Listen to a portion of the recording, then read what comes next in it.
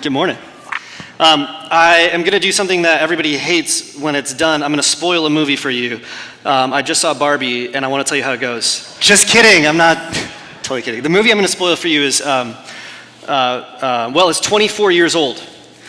Can you spoil a 24-year-old movie? You cannot. I know many of you are into movies. You're going through the whole corpus of movie lore, and I'm going to spoil for you a movie that's 24 years old. To make sure that I don't ruin it completely, I'm not going to tell you the name of this movie. That way you're still surprised when you encounter this movie if you haven't seen this movie yet. But let me remind you that this movie is 24 years old. And if you haven't seen it now, you've had 24 years to see it. This movie, if it were a human, could do everything in America with complete rights except for rent a car. So it's an old movie, is what I'm trying to say. Everybody get it? Say old movie? Okay, so you're not going to be angry with me when I spoil this movie for you? You're not convinced. Okay, well, here I'm going to do it anyway because my whole message depends upon this, all right? 24 years ago, M. Night Shyamalan wrote a story of a boy who has supernatural abilities. And these supernatural abilities caused him to see a child psychologist. Again, I'm not going to tell you the name of this movie. Don't say it out loud because, someone might not have been, yeah. Together, this boy and the psychologist, they really dig into life. And when asked his issue by the psychologist, the boy iconically says back this phrase. He says, "I see dead people." Not going to tell you the name of the movie, though. They kind of help one another embrace their reality. And the embracing of the reality involves one of the greatest plot twists in history. The psychologist finds out that he himself is a dead person. If you're laughing, you haven't seen the movie, have you? You just betrayed yourself. I'm not going to tell you what the movie's called because I don't want to spoil movies for you, but if I did spoil it for you, come on, that's not on me. Sometimes things are not as they seem. When this happens in literature, we call this a plot twist. And this movie, 24-year-old M. Night Shyamalan epic, is one of the most iconic movies ever that involves a plot twist. When you talk about great movies with plot twists, you think about the movie that I'm not talking about. That's what you think of. You go, that's incredible. I didn't see that coming. And you go back and you watch everything again through the lens of what you now know to be true. But you didn't know that it was true until you met the plot twist. A plot twist in literature is riveting, it is captivating, it is enticing. But when things are not as they seem in our real lives, a plot twist can cause tremendous amounts of tension. Maybe you were called into your boss's office. You didn't know why. Whatever happens next is irrelevant. The plot twist of not knowing what's coming and then finding out is something that you have to sort through. Maybe you thought you were performing well and then you got fired and you're like, I didn't see that coming. And maybe you thought you were performing poorly and you got a raise. You still go, I didn't see that coming. Maybe you were in a relationship with someone that you thought was going really well in a dating capacity. And you introduced this person as your boyfriend or your girlfriend, and then you found out that you were squarely in the friend zone. Don't raise your hand if this has ever happened to you. But that's a plot twist that you didn't understand, didn't see coming, and you had to deal with reality. Maybe you're like me. Recently, I found out the real name of a person that I've been communicating with for 2 years. And it's not the name I've been calling him. Plot twist. It's a hard thing to deal with. I had to take a step back. It made me question everything. It's those moments where you say, I didn't see that coming. I've made a huge mistake. I can't believe I was so dense. It's one thing to be mistaken about the plot of a movie or to be hoodwinked into a new narrative. It's another thing to be mistaken about God. And as we come to the third act today of this In Wilderness series, the third act of Elijah's story in the wilderness found in 1 Kings chapter 19, we find that Elijah is questioning everything. He's been in the wilderness, and we've seen in the past 2 weeks that the wilderness is hard. It's hard on our relationships with ourselves, how we think about ourselves, how we think about our world. It's hard on our relationships with others because we lack context, and it's really hard on relationships with God. We are prone in the wilderness to be like Elijah, wandering and wondering, God, what are you doing? And today in the third act, we're going to find 3 mistakes that Elijah makes that ultimately lead to a plot twist of epic proportions. And I think you and I need to pay attention to this plot twist here in this chapter, lest you and I make the same mistakes when we're confronted with hard moments in our lives. We can be spared from assuming the wrong things that lead us to understand our world incorrectly. So with that as an introduction, I want to jump into Elijah's story. He's tucked himself into a cave on Mount Horeb, the mountain of God. He's weary from his 40 days of traveling. He's laid down in the cave. In the middle of the night, God wakes him up with this question. God goes, what are you doing here, Elijah? It's the middle of the night, and God asks him, what are you doing, Elijah? The word of God came to him, and it was not a question of like surprised by God, but a question that was designed to help Elijah confront what was going on in his own heart. You know, when God ever asks you a question, he's not asking for information. He's trying to pull out of you something that builds a relationship. So he asked Elijah, what are you doing here? Can we be honest about our situation? And notice how Elijah responds to God. Everything Elijah says here tells on his emotions. He says, I have been very zealous for the Lord God Almighty. The Israelites have rejected your covenant. You have torn down your altars. They put your prophets to death with the sword. I'm the only one left. And now they are trying to kill me too. The first mistake that Elijah makes in the wilderness is a classic mistake that you and I are prone to make too. Elijah assumed he was innocent. This is what comes out of his mouth the moment God asks, what are you up to? Elijah replies, he says, I'm the last prophet in the world, the last true hope of God ever making a comeback in Israel. He says, I've done everything right. I've stuck to the plan, but now I'm in the crosshairs and I feel like this is unfair. I don't know if you've ever been in these moments where you felt like following God was the right thing to do and it only led you to a harder and harder place. And then once you got to that place, you tried to find out where God is, only realized that your heart was bitter towards God. Elijah was wandering for 40 days, 40 nights trying to find the mountain of God. He came to the mountain of God. He fell down in the mountain of God. He rested in the mountain of God. And when he was asked, what are you doing here in the mountain of God? He revealed that his heart was really far away from God. It is so possible for us to seek God earnestly with a heart that has run far away from God. And Elijah's being sneaky. It's kind of like maybe you're a parent and you've got kids who sometimes flip your questions upon you and end up indicting you as the parent. I had this with my kids the other day. They were playing a game, they couldn't get along, they couldn't figure out the rules of the game, and I called one of them on it because they were playing badly. They were being mean-spirited. And I said, whoa, you're not doing this right. And they said, well, you weren't out there to help me. As if all of a sudden it was my fault. This is what Elijah does. Did you hear it? He sounds all pious, but he's being rather irreverent. He's subtly flipping the question on God. It's almost as if Elijah is saying, what am I doing here? What are you doing here? I've played by your rules. I've been upstanding and virtuous. I'm innocent, and despite all of this, your covenant is being squashed. Your prophets are being destroyed. I'm next. What am I doing here? I'm just trying to stay alive so that you have a people in the future. Elijah assumes, you can hear it, right? Can you hear it? He's innocent. God is the one that's at fault. God owes him. If ever you and I can learn something easily from somebody else, we need to learn this lesson. If you ever feel like God owes you something, you maybe not are seeing life clearly. Elijah feels like, God, I deserve to be spared. You're the one that's on trial here. And the question for us is, what does God owe any of us? If he's truly God, then if you have not lived every second of your life in conscious awareness and worship of this God, then he owes you nothing. How many times do you and I find ourselves in the wilderness? Our backs get up against a wall, and like Elijah, we look up at God and we play the martyr. You don't curse him outright. I don't know, maybe you do.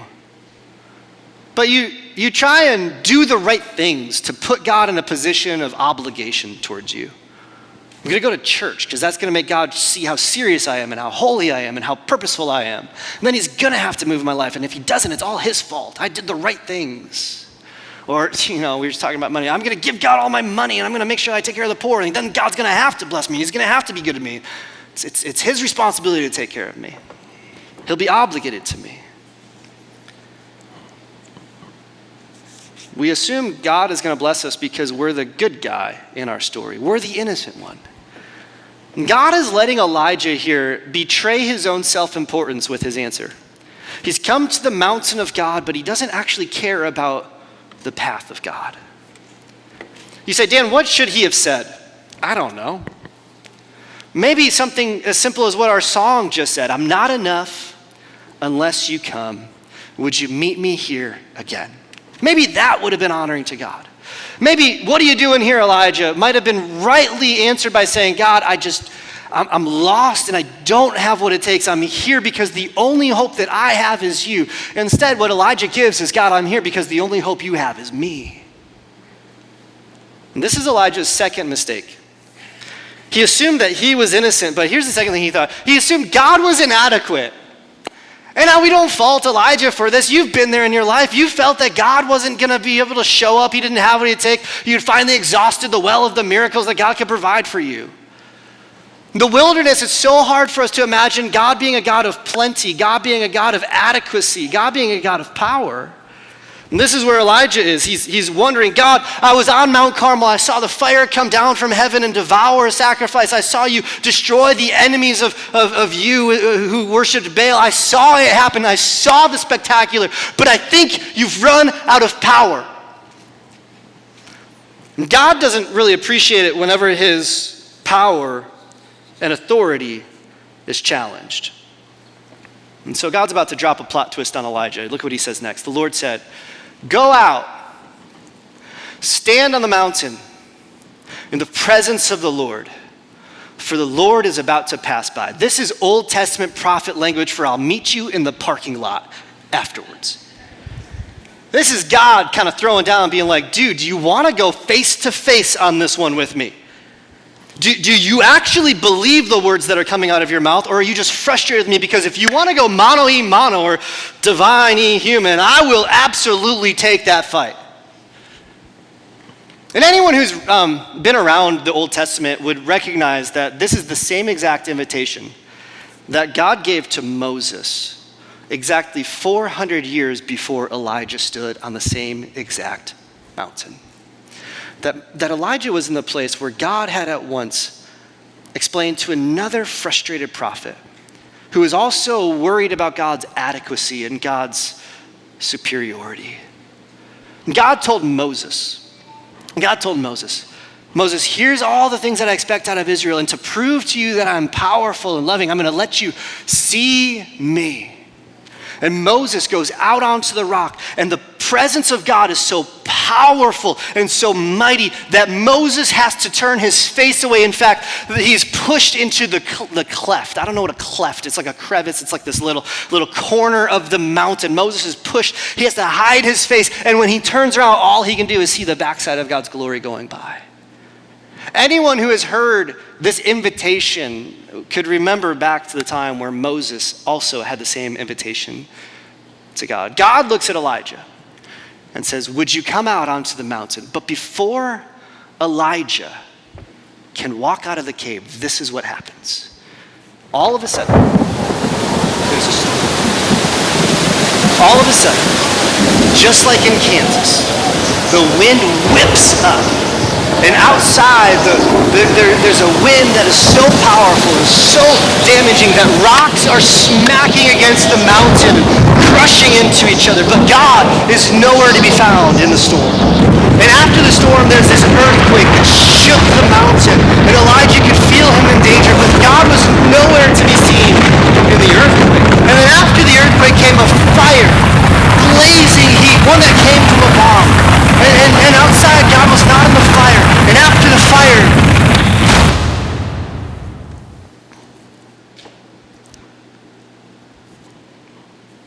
there was silence. Like absolute, utter stillness. The type of silence that our room cannot reproduce and the type of darkness that we cannot recreate.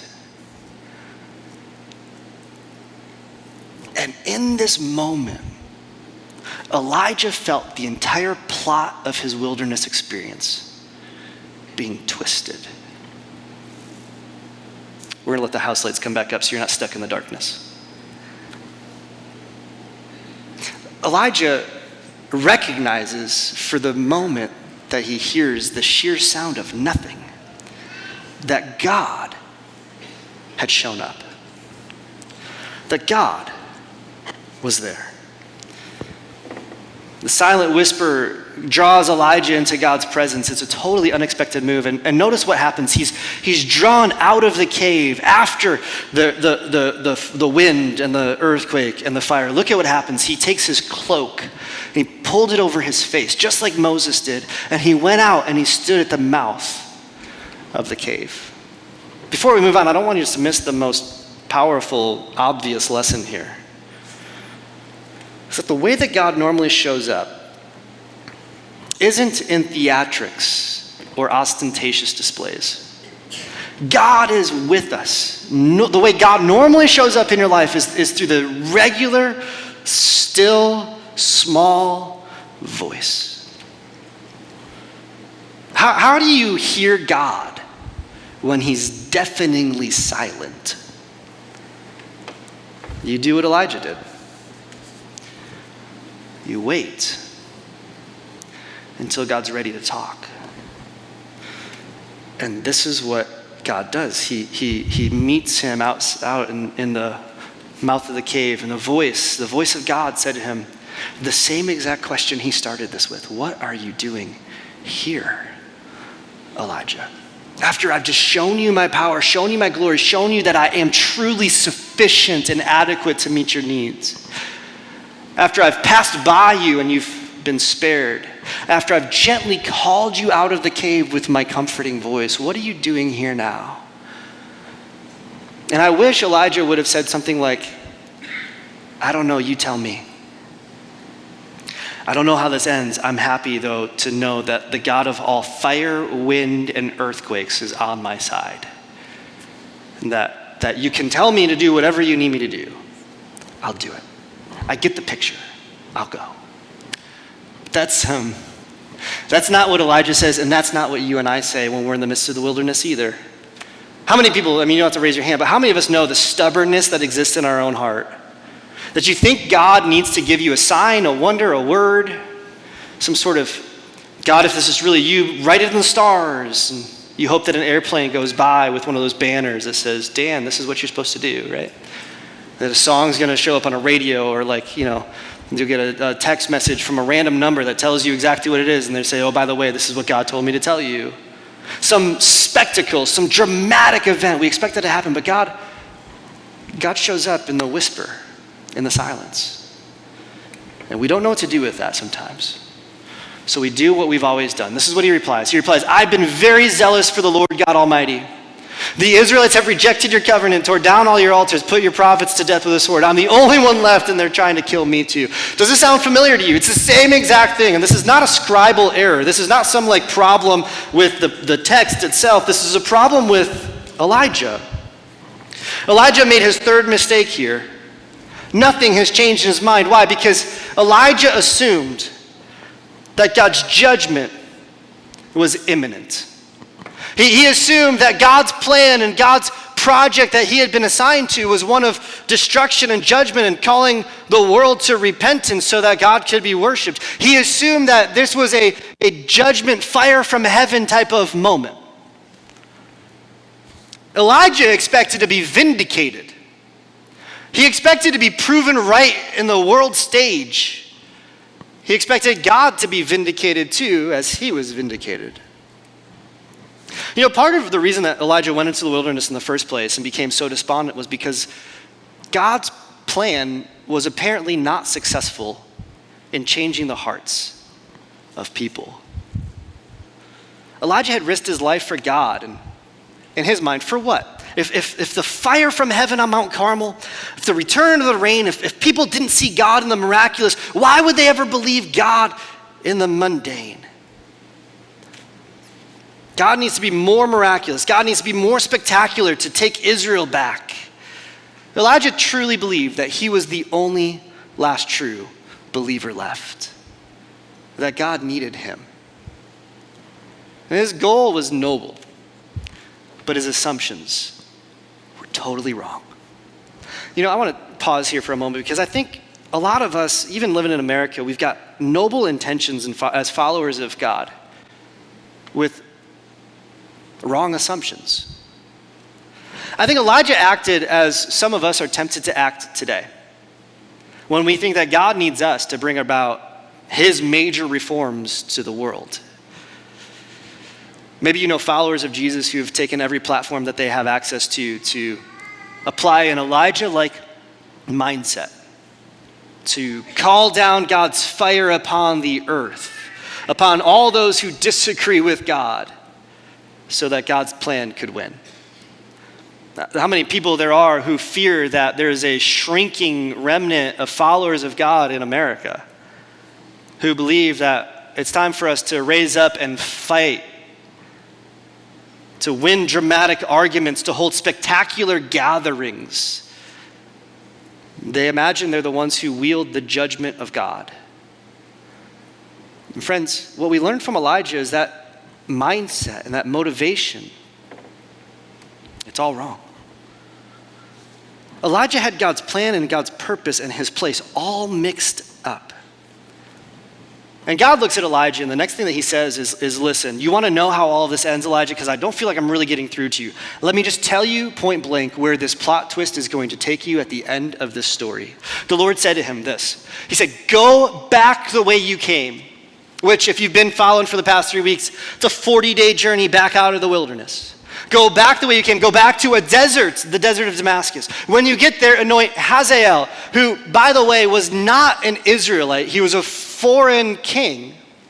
God was going to take someone who wasn't even a part of Israel to bring about his rule and reign within Israel. Also anoint Jehu, son of Nimshi, king over Israel, and anoint Elisha, son of Shaphat from Abel Meholah. How am I doing with those names, guys? Did I get it right? To succeed you as prophet. Now watch. Jehu will put to death any who escaped the sword of Hazael, and Elisha will put to death any who escaped the sword of Jehu. Yet I have reserved 7,000 in Israel, all whose knees have not bowed down to Baal and whose mouths have not kissed him. God gives Elijah what he really needed, which was a reframed picture of what God was up to.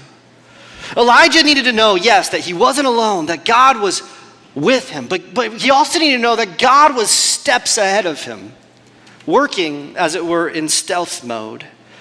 That actually God had already won Elijah's battles. He had already appointed people to fight for him. They had Hazael, Jehu, Elisha, who would watch each other's backs and accomplish the plan. You, Elijah, you just need to go back. See, Elijah did what we sometimes do in hard moments of life. We overestimate our own importance. We underestimate God's power.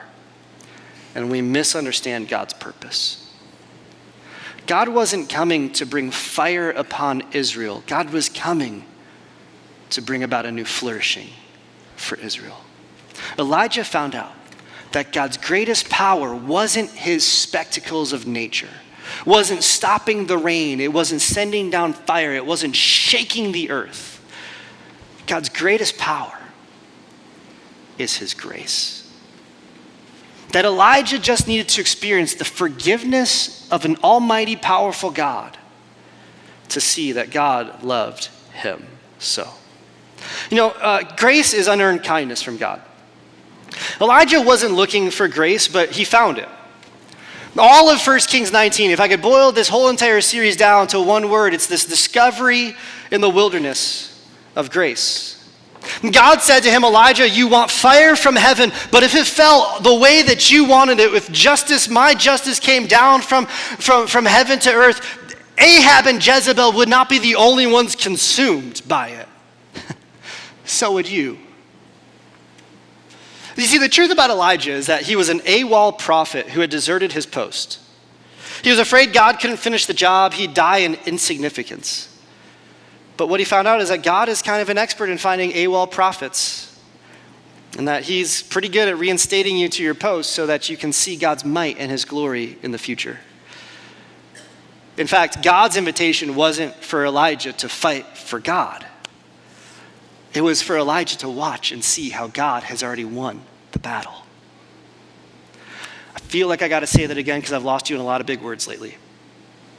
What God was inviting Elijah into wasn't to fight for God. It was actually to watch how God has already won his battle. And God didn't owe this to Elijah. This was given to him as grace. All along, God had shown Elijah grace. Grace in his provision of food, grace in the shelter of a mountain, grace in the still small voice, now grace in being reinstated to a mission to go back the way you came, do what I said. God has given Elijah the one thing that he needed the most: grace. Grace to work with God and to watch how God wins. This is a hard concept to imagine. And so I've been thinking about how I've worked in stealth mode in my own kid's life recently. And realize that as a parent, you do this quite frequently with your kids. There's a lot of illustrations. The one that's most close to my heart these days is the garden that we have in our backyard. I said at the first service that everyone in Kansas has a vegetable garden. And someone came up to me and was like, not me, I don't have a vegetable garden. I don't believe in vegetables. And he said, dude, you're so funny thinking we all have gardens out here. And I said, forgive me, I thought we were all Midwestern gardeners. And so I've grown tomatoes and cucumbers and peppers for the past many years of being a dad. And I'm really feeling insecure about the fact that I grow my own food. So I just need to know for a moment, just for me, does anybody else grow stuff in their backyard that they eat? Yeah, there's only like 7 of us though. Okay. I love this. This is something I started because my daughter, when she was very, very little, she came up to me and she's like, Dad, we're out of peppers. We need to go to the store. That's where peppers grow. That's what she said to me. She was very little. And I said, no, now we need to teach you about where food comes from. And so we planted a garden, just started to love gardening. And my kids this year at the point where they're so into it. I come home from work every day and my boys have brought in this whole bundle of today's harvest of cucumbers and tomatoes and peppers, and they're so proud of it. I even watched my littlest the other day take a little cup of water and go gently pour it at the root base of one of the tomato trees. It was just so precious to see they're involved and they're working and they're joining me in this garden project. And every time they come back in, they go, Dad, look what we've grown. Look what we've got. And I love it because they're working with me. But my boys don't know that when we planted the garden a couple months ago, I also installed an automatic irrigation system. Not just any automation system, Carlo, because I'm kind of a nerd. I actually am in gardening for the technology. I got one of those irrigation systems that reads the weather reports and will not water the garden if it's rained too much, or it will water the garden if it hasn't rained enough. You know what I'm talking about? Some of you are like, that exists, we can talk later. So my kids are walking out there with their little cups of water, pouring them on the tomato plants. But they don't know that I've been watering that garden when they haven't been looking. And they also don't know, because they're busy playing video games early in the morning, that I sneak out before I get in the car to go to work. And I walk through my garden. And I take the cucumber vines and I tuck them into place and I wrap them up around the trellis. And I cut off the suckers from the tomato plants so that they grow bigger tomatoes. And I'm there monitoring and seeing, and I'm leaving the fruit that I know they're gonna come out at 4 o'clock to pick. But I'm checking on it. And they never see me do it because I'm stealthy. Because I'm a couple steps ahead of them. But I want them to feel in my grace that they're working with me, not for me. And so when my kids come up to me, they bring me a whole armful of cucumbers and tomatoes and say, Dad, look what I've grown. I don't correct him. I just say, wow, great job. It's incredible. This is the invitation that God has given to Elijah. This is the invitation that God has given to you and to me. We get the grace to work with God, but in the kind of way where the outcomes are beyond our control. See, God gives Elijah his real presence with a real mission, real work to be done with real responsibilities, but he shows us that the outcomes are already predetermined by God, that God has already won the battle that Elijah is going to initiate. And I think what this tells us is that, when we think God owes us a thank you, we actually need to pause and remember that God is working in 7,000 places that are undetectable to us.